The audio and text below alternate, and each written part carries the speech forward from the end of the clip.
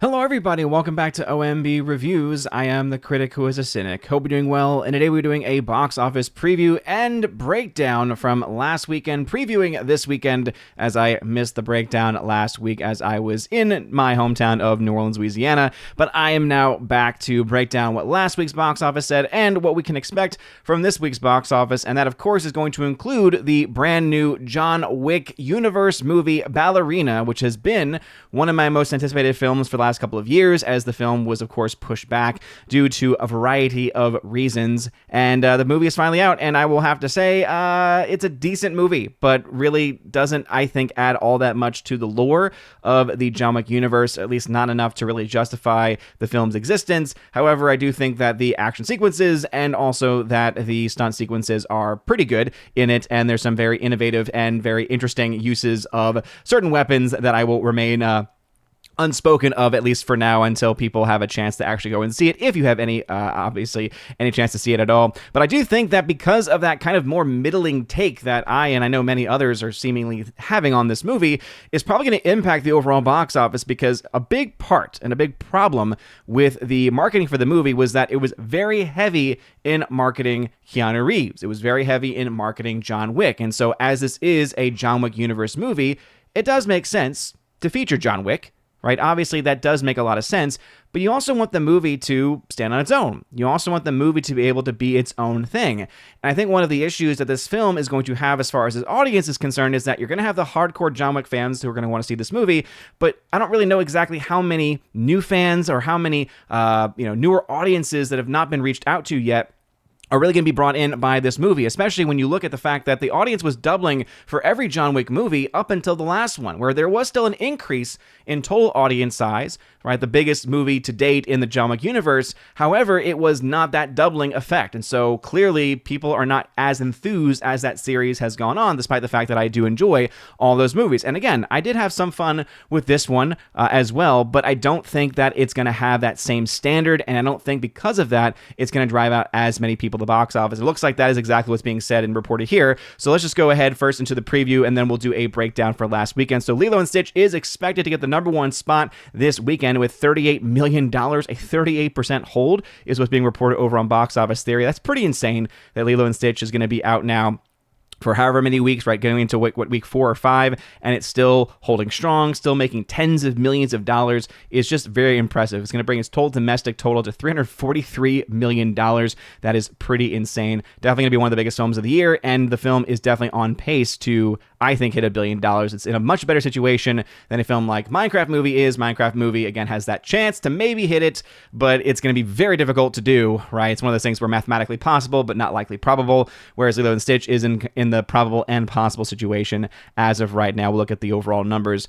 in just a second. Ballerina is about to get the number 2 spots. That's already a bad sign, right? It's a brand new film. It is a rated R film, so it's going to be for those more adult audiences. There were some red band trailers before the showing of this movie as well. I do think that is going to obviously impact it, and this obviously is also one of the more successful rated R franchises, right? Oftentimes rated R films limit your audience size, but when it comes to John Wick films, they're able to usually bring in a lot more people, usually drive a lot more people to the box office. And so I do think that 30.5 million is a more realistic take on it, but it's also not going to be one of the best openings for the John Wick franchise in its history. I don't know what they were trying to do with this. I don't know if they were trying to appeal to the female demographic, even though this is still a male-centric dominated story as far as the overall just appeal, the general appeal, right? The audience for John Wick is primarily men.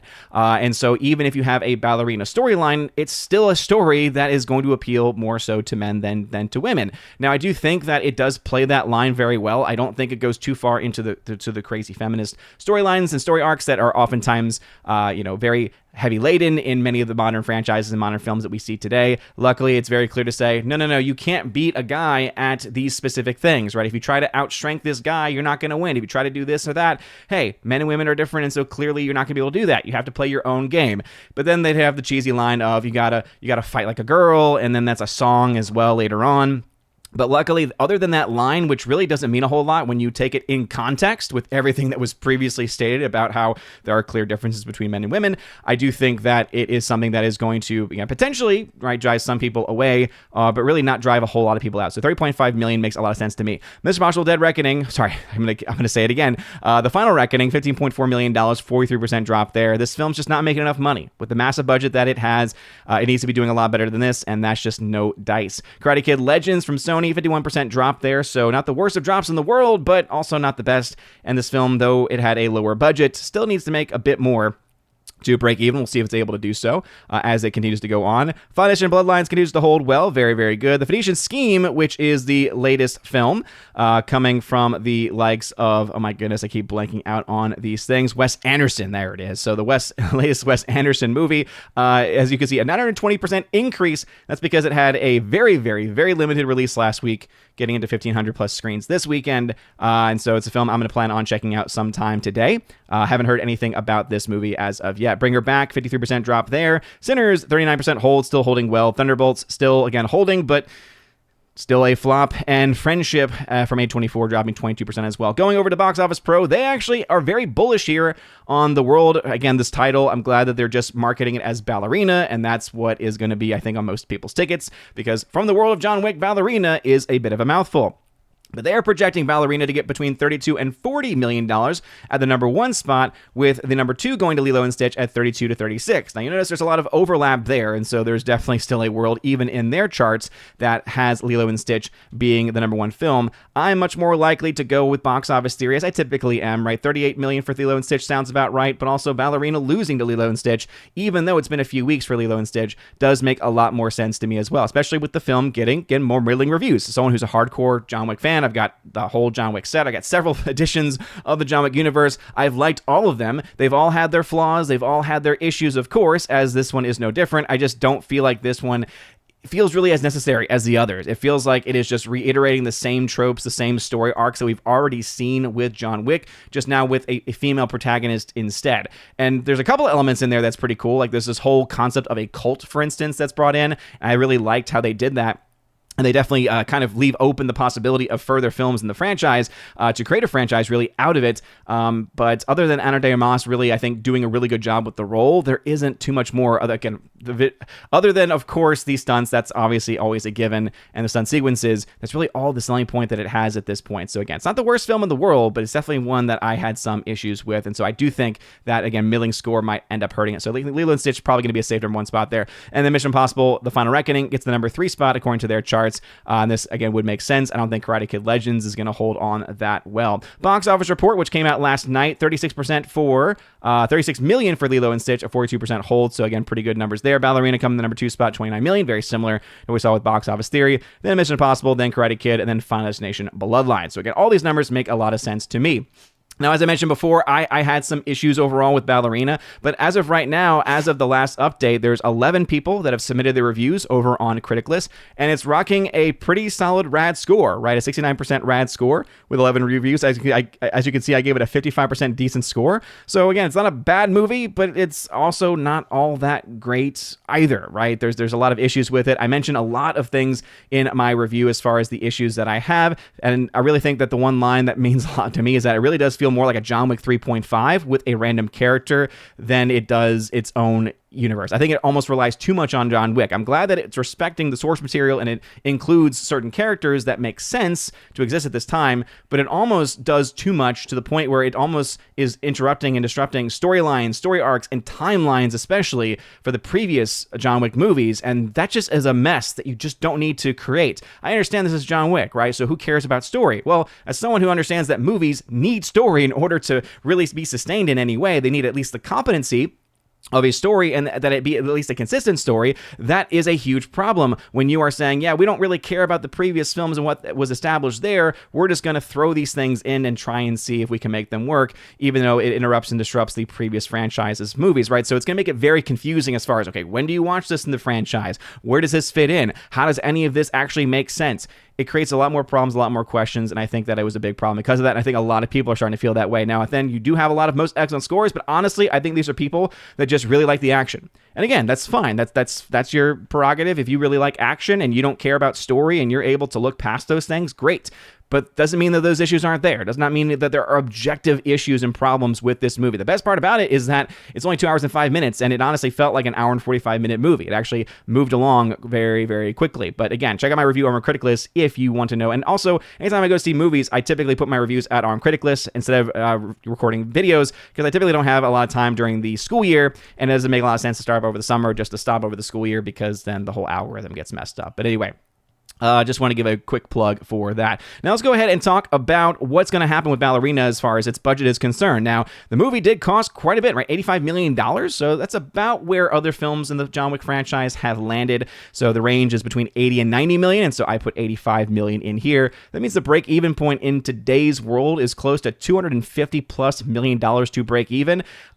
Is it possible for that to happen? I mean, sure, anything's possible, but that's going to be very difficult, I think, off of a $30 million domestic opening weekend. So if the film is able to get mostly positive word of mouth, if it's able to get an audience that wants to go see it or wants to bring other people to go see it, you could see a change there. But a $30 million opening as of right now, domestically, I don't know if that's going to be enough to make up for that amount of money. This will probably be one of the lowest grossing films in the John Wick franchise, especially when you actually adjust those numbers for inflation, because that's, of course, that's the only way you can actually be fair with these things. So just going to go ahead and go through some of the things from last weekend as well, because, again, we missed out the box office breakdown. So Lilo & Stitch held 58%, Mission Impossible held 57% in its second weekend, so strongholds for both of those movies. However, because Mission Impossible's starting point was so low, that stronghold doesn't really mean a whole lot for it going into the future. Karate Kid Legends only made $20.3 million. Again, that's not a great number for its budget. Final Destination Bloodlines, $10.9 million in its third week of release, so pretty good there. A new film from A24 called Bring Her Back, from the same people who did Talk to Me, so a $7 million opening there is pretty good, especially with the fact that the film did not cost all that much money to make, and Sinners, Thunderbolts, etc. have continued to hold on there also. Going into individual releases, Lilo & Stitch, as of the recording of this video, has already made $632 million worldwide, so we can expect this film to fly past $700 million this weekend. I would not be surprised to see it get close to $750, and I do think that within the next few weeks, it will hit $1 billion. Again, we'll have to wait and see, of course. Summer months have just started, but I can see even historically, it is performing pretty well in comparison to where most films have performed from its opening weekend, right? Obviously, it had a much stronger opening. It's kind of leveled off a little bit, but it's still doing very, very well. Mission Impossible Final Reckoning, $363 million. Again, it had a budget of $400 million. That's not including your marketing costs. That's not including the fact that you don't get 100% of those receipts. And also, look at this. Massive discrepancy going on between domestic and international, right? $231 million versus $131 domestic. So $100 million advantage in those international. They only get 40% of those numbers. And that's without including China, where they only get 25% of those numbers. And so these are really not all that good. Some people don't quite understand how that box office breakdown typically works.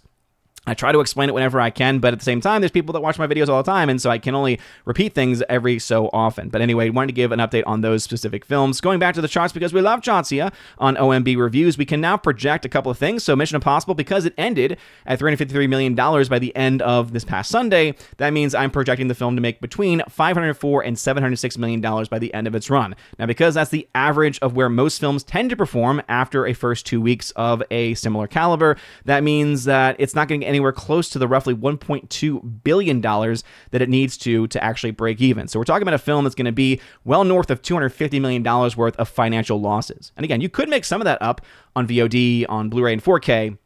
That's quite a staggering number as far as a loss is concerned. So it doesn't matter if a lot of people are really enjoying this movie. I've heard a lot more mixed things about it than anything else. But the ones that have really enjoyed it, you just got to be honest as well that the film is just not making a whole lot of money. Again, it has the chance to make more than the Dead Reckoning Part 1 movie. However, it is, again, still jury out on that as far as that is being concerned. Lilo & Stitch has ended its first 2 weeks with $610 million. So you can see it's already added quite a bit more, $632 million. So even though, of course, since Sunday, it's added another $20+ million. So that's the reason why I suspect, $750 by the end of this weekend is very likely. Right now, I'm projecting the film to make somewhere between $872 million and up to $1.2 billion. So that means on average, if this has an average run from this point going forward, that $1 billion is essentially guaranteed. Now, just remember, like when it came to films like a Minecraft movie, I said that, hey, today. Right now, the average says that $947 million is a very likely scenario.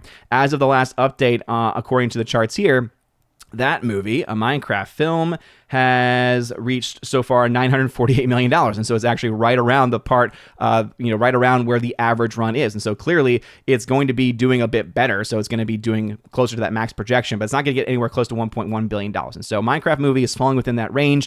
But also, as you can see, $1 billion is, again, it's very difficult for that film to be able to do that, but it's still theoretically possible. It's only about $50 million away. Different situation for Lilo and Stitch because it's just performing that much better, right? $610 million by its second weekend, whereas Minecraft was at $552. So it's already edging out Minecraft in that regard. So if Minecraft was able to leg out to $942 million and we look at the percentages of where they were and where they are currently, we could easily say and see why Lilo and Stitch is going to be likely ending at over $1 billion there, because the difference between the two movies, right, is enough to where $1 billion is almost all but guaranteed. Obviously, anything could happen. There's a lot more movies set to come out. There's the question of premium format screens. Obviously, Mission Impossible has some of those IMAX screens going for it right now, but it's going to be a interesting race, really a marathon between those two movies as far as which makes more money. Regardless of that, though, Lilo and Stitch has already made quite a bit of profit and already almost $100 million in net profits at this point after just a couple weeks of release. That's very, very impressive stuff.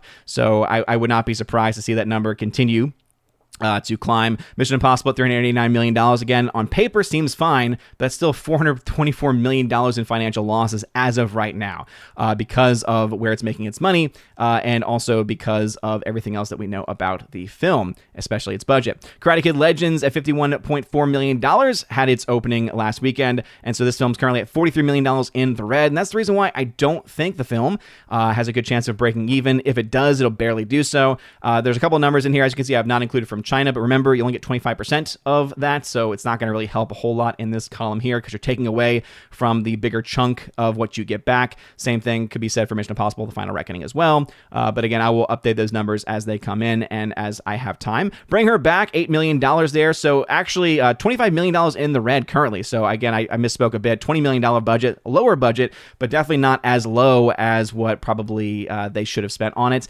right? I think the last film cost around $10 million or less to make. Talk to Me, so it's a very big film, had a lot of good word of mouth going for it. Doesn't look like this movie is doing nearly as much. Now, of course, sometimes these numbers from Box Office Mojo don't always update. So as of see right now, it is actually around $8 million, and so it looks like that is actually correct information. But it is interesting nonetheless just to see these numbers as they come in. And so as of right now, it's looking like Bring Her Back may not make its money back, at least theatrically. Karate Kid Legends probably will end up in the red as well, but hey, it has a chance of breaking even. We'll do a full breakdown of that on this coming Sunday. And then Final Reckoning is going to be a guaranteed flop. Lilo and Stitch, massive hit at this point, $1 billion bound. Final Destination Bloodlines, $36 million in net profits, continuing to add to those profits every single day. Thunderbolts is still $100 million in the red, so it's doing a lot better than anyone could have expected it to, but it's still tracking way too slow to be able to catch up to the likes of again, initially I had thought that it had a chance to be able to because of its initial numbers going up and go toe-to-toe and even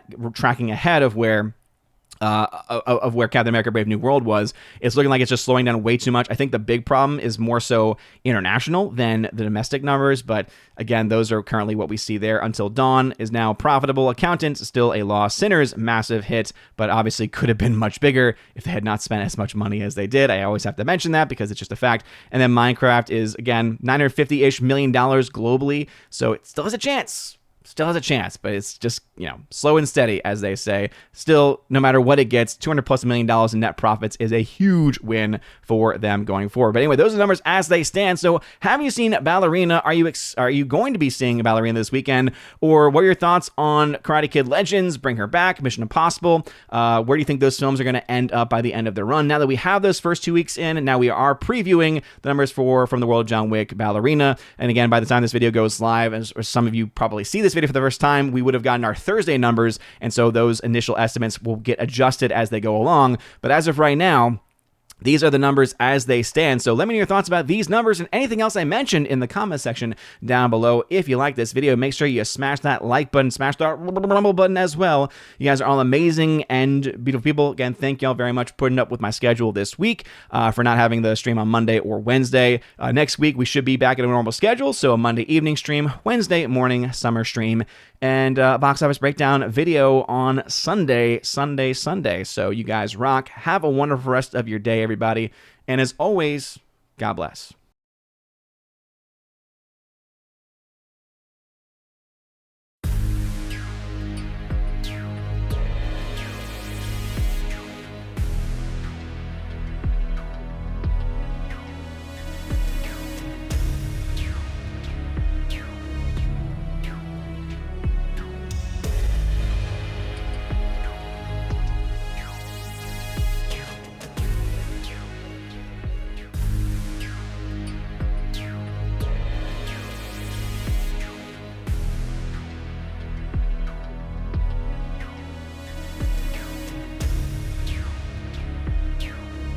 And now for a huge special shout out to all of my Chosen of Valhalla members, starting off first with my people on Patreon, Father Luca Illick and Miss Martin Muses. Check out her YouTube channel by the same name, Miss Martin Muses. Also to my Subscribe Star people, Matt317. Check out his Twitch channel by the same name, Matt317. Also a huge shout out to my newest YouTube member, Raichu. And lastly to my YouTube member, Mr. Roy. Shout out to you, good sir. And if you want your name shouted out at the end of every live stream and video, check out the top link in the video description below where you get access to that. Also, you get access to a plethora of other things. You get your name listed at the end of every live stream and video, like you saw in those names that came up before this video started. And also access to a giveaways channel that I host over on the Discord server where I give away 4Ks, Steelbooks, Blu-rays, all kinds of stuff. So check that out if you're interested in that. Also, I have an exclusive podcast that I hold at least once a month, and it's always a good time, and you get extra bonus content with that also. So if any of that sounds interesting, again, check out that top link in the video description below. You guys are all amazing, and beautiful people. Have a wonderful rest of your day, and as always, God bless.